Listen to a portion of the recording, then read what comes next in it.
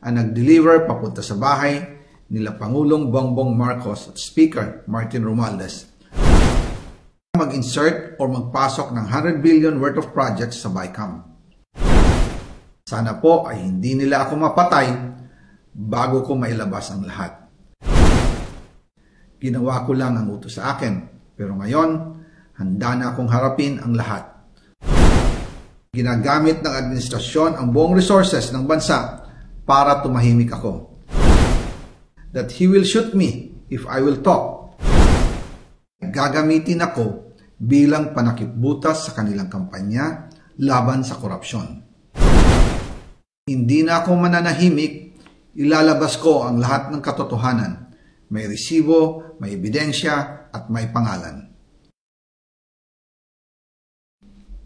Para sa bawat Pilipino, alam ko na buo ang galit ninyo sa akin ngayon.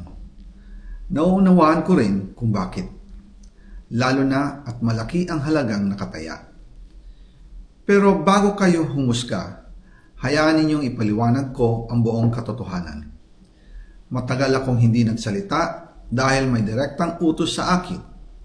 Huwag nang bumalik ng Pilipinas at manahimik na lamang. Umalis ako noong July 19, 2025 para sa aking medical check-up. Nakaplanong bumalik pagkatapos ng SONA ni Pangulo. Pero habang papauwi na ako, tinawagan ako ni dating Speaker Martin Romualdez at sinabihan, "Stay out of the country. You will be well taken care of as instructed by the President." Noon naniniwala pa ako sa kanila, kaya't hindi ako bumalik. Tumikom ang aking bibig, sumunod ako, pero ang hindi ko alam, ang ibig pala nilang sabihin sa aalagaan ka namin ay gagamitin ako bilang panakipbutas sa kanilang kampanya laban sa korupsyon. Ginawa nila akong poster boy ng kanilang sariling kasinungalingan. Ngayon, hindi na ako mananahimik, ilalabas ko ang lahat ng katotohanan. May resibo, may ebidensya, at may pangalan. Nagsimula ito nung tumawag si Sekmina Pangandaman sa akin nung nag-umpisa ang BICAM process last year, 2024. Ang sabi niya, katatapos lang ng meeting nila ni Pangulo at may instructions na mag-insert o magpasok ng 100 billion worth of projects sa BICAM. At sinabi pa ni Sekmina, you can confirm with Yusek Adrian Bersamin dahil magkasama sila sa meeting ni Pangulong BBM noong araw na yon. Tinawagan ko po agad si Yusek Adrian Bersamin at tinanong ko kung may instruction nga ba ang Pangulo na magpasok ng 100 billion during their meeting. Ang sabi niya ay totoo nga po. Right after our conversation, tinawagan ko po si dating Speaker Martin Romualdez at nireport ko ang instructions ng Presidente to insert the 100 billion projects. At sinabi niya sa akin, what the President wants, he gets.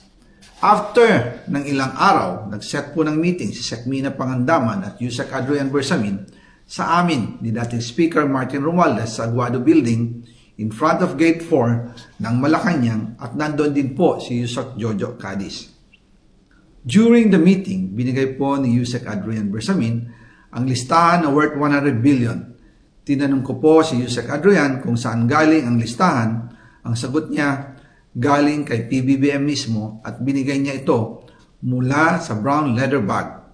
Nung sinabi po ni Yusek Adrian Bersamin, yung brown leather bag, naalala ko noong nasa Singapore kami right after the elections of May 2022 sa Hilton Hotel, kami ni dating Speaker Martin and PBBM habang pauwi at pabalik ng Pilipinas, hinabol ng PSG ang brown leather bag at ang sabi ni PBBM, maiwan na lahat, wag lang ang brown leather bag. Kaya naniwala ako na utos talaga ito ng Pangulo. Pagkatapos ng ilang araw, I informed sina dating Speaker Martin Romualdez, Sekmina Pangandaman, Yusek Adrian Bersamin, and Yusek Jojo Cadiz na kung pwede 50 billion lang ang ipasok sa program funds dahil so sobra ang DPWH funds versus sa DepEd. In practice, hindi pwede na mas malaki ang budget ng DPWH kaysa edukasyon. And yung balas na 50 billion, ilagay na lang sa unprogrammed funds for the 2025 budget dahil Office of the President din ang nagre-release ng lahat ng unprogrammed funds. Pagkatapos ng isang araw, tinawagan ako ni Sec Mina at sinabi ang mensahe ng Pangulo. Ipasok ninyo yan dahil pinangako na sa akin ni Speaker Martin yan at hindi na pwedeng baguhin.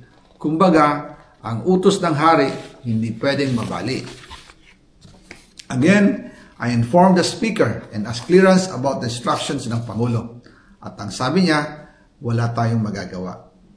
Kaya po nagtataka ako kung bakit sinasabi ni Pangulo na hindi niya makilala ang budget, samantalang lahat na binawas at dinagdag sa mga ahensya ng gobyerno ay humihingi ng approval sa kanya si Sec Mina Pangandaman.